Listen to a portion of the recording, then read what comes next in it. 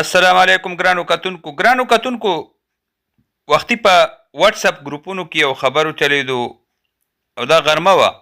چې گورنر هاوس پېښور کې د پاک فوج دستې تعینات شوي او بس حالت دا دی چې د گورنر راج د نفاذ امکان دی. هغې نه پس د واتس اپ ګروپونو نه خبر راوچت شو په مختلفو سوشل میډیا پیجونو باندې تر اوسه پورې گردش کوي. خلق ټلیفونونه کوي، د افواګانو بازار ګرم دی او معلومات کوي. نو ما ملګرو ته وویل، ما ورته ویمې چې اصل خبر خو دا خبر خو چې کوم د گورنر راج حوالې سره چې کوم بیانیه ده، کوم خبرونه دي په میډیا باندې، نو د ډېرو ورځو نه چلیږي او د اوسنۍ خبر هم د هغې تسلسل دی او بس یو څه به د چا خواهي شي او څه به مطلب دا دی یو قسم له دمکیانې دي. خو خبر دا نه دی چې په گورنر هاوس باندې آرمي دستې تعینات شي. اصل خبر خو دا پکار و چې وزیر اعلی هاوس باندې د آرمي دستې تعینات شي او په سیکرټریټ سره خوشا کې دغسې آرمي راغه او آرمي تعینات شوی ده او د گورنر راج امکان دی. نو دا بیا خبرو گورنر هاوس پېښور خو بنیادي طور باندې مرکزي حکومت او د مرکز یو نماینده دفتر دی او په هغې کې خو هر ټایم آرمي دستي وي. مطلب دا ده که وګورو نو دې کې گورنر چې وي نو هغه د مرکز شخصیت دی او آرمي چې ده نو دا تقریبا د هغې په کنټرول کې وي او دا خبر بنیادي طور باندې بیا چې کم خلقو سترګې نو خلق یې په شش و پنج کې واچول. د دنیا خلقو دا سوچ او دا فکر راځي چې ګینې بس وزیر اعلی هاوس باندې آرمي دستې تعینات شوي. نو دا اخبارونو زموږ د میډیا هغه معیار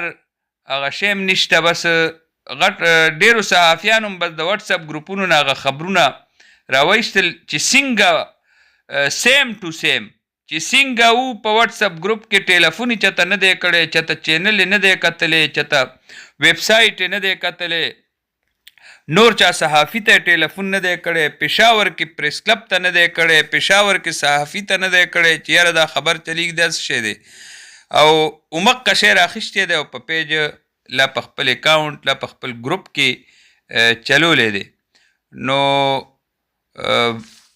دا ګڼمه چې لکه دا داسې خبرونو بنیادي طور باندې د موجوده چې کوم صورتحال دی زمونږ میډیا هم سمه بربنډه که، صحافت هم سم ځای ته ورسولو، تصدیق نشته، معلومات نشته او بس څه شی څوک رالي او ګوریم نه چې دا څه پکې لیکلي دي، کنزل دي، ښه دي، بد دي، رد دي، خو بس کاپي کوي او په پیج یې ورولي. نو زه خپلو ملګرو ته هم دا ریکویسټ کوم، خاص کر زمونږ چې کوم میډیا ده مختلفو اضلاعو کې زمونږ ملګري دي چې داسې حوالې سره څه خبرونه یو دومره سینسیټیو خبرې، نو په کار دا دی چې هغه پېښور پریس کلب نه، پېښور کې صحافیانو نه، خپل میډیا هاوسیز اکثر نمایندګان لکه زمونږ د غټو غټو اخبارونو سره چینلو سره وابسته دي، نو هغې ګروپونو کې معلومات کولی شي او بیا چې کم خبر وي نو هغې کې بیا ایډیټینګ پکار کم از کم چې کمې طریقې سره مرکزي میډیا لا میډیا چینلې خبرونه چلی نو هغه شانتې کم از کم هغې ته یې برابر کړي چې یاره دا د هغې تسلسل دی. به هر حال یو شی چلیدو نو ما ویمې چې ډېرو ملګرو ټیلیفون وکړو نو بیا مې ضروري ګڼله چې په دې باندې خبره م وکړمه او عمومي طور باندې صورتحال خو د ډېرو ورځو نه هم دقه دی چې اعلانونه کېږي مرکز نه مرکزي حکومت نه او دلته زمونږ حکومت صوبایي چې وګورو نو هغه هم دا خواهش دی چې ولګي لکه مونږ چې دې ملګرو سره ویره لکه هغوی د دې شیز نه ځان خلاصونه غواړي خو په داسې نه چې په خپله یې پرېږدي. مطلب دا دی هغوی دا غواړي چې مونږ له څوک دیکه راکړي چې کم از کم آینده دپاره بیا یو ځل دا شی کنفرم شي. نو هغوی چرې په دې به خفه کېږي نه دغه دی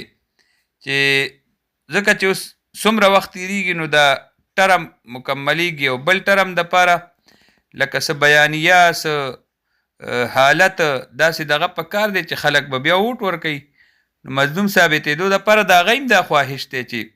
زر تر زره دا شی ولګي او مونږ عوامو ته یو ځل بیا په داسې حالت کې ورشو چې یو ډېر لوی جمع غفیر راپسې موجودي او لکه چې بیانیې ته ووټ میلو شي نو ګورو به چې څه کېږي راتلونکی وخت به یې ثابتوي او اصل خبر به همغی چې کوم ټولې دنیا ته په نظر راځي او کوم کیمره خولی شي او کوم په دې چینلو براه راست او خلق هغه ګوري په خپلو سترګو چې یاره دا شی وشو